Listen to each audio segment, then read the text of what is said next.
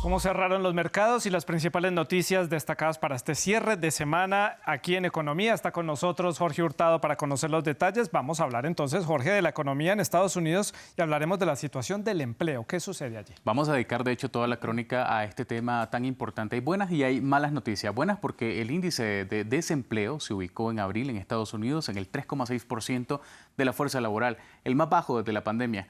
Pero las malas noticias son por los retos en la contratación que contrae. Hasta marzo, ese país registró un récord de 11,5 millones de puestos de trabajo, es decir, 2 vacantes por cada desempleado.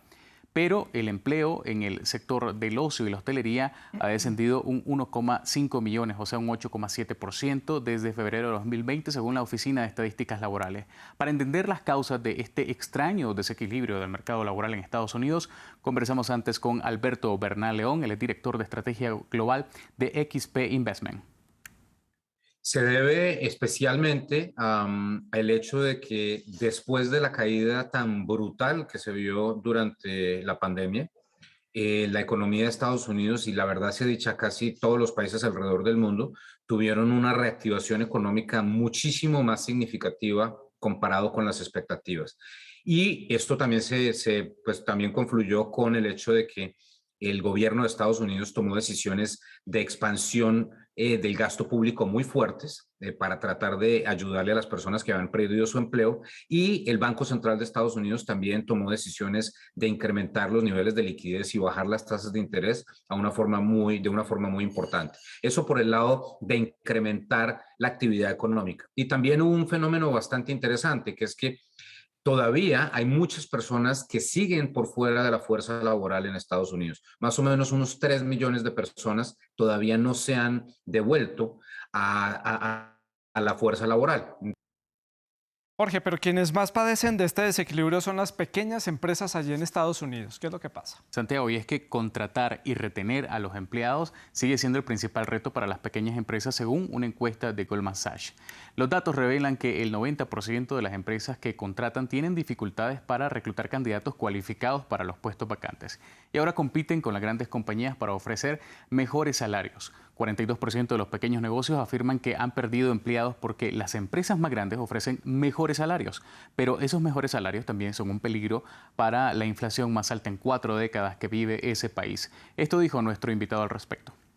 El mes pasado se perdieron empleos dentro de las empresas de 0 a 50 personas.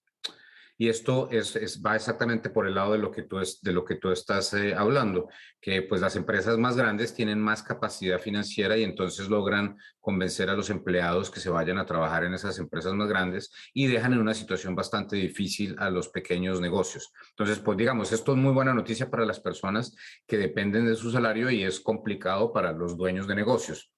¿Qué pueden hacer estas empresas más pequeñas? Pues desafortunadamente nada diferente a tratar de retener a esos empleados. Y para tratar de retener a esos empleados, pues obviamente se necesita dar mejores condiciones y esas mejores condiciones cuestan.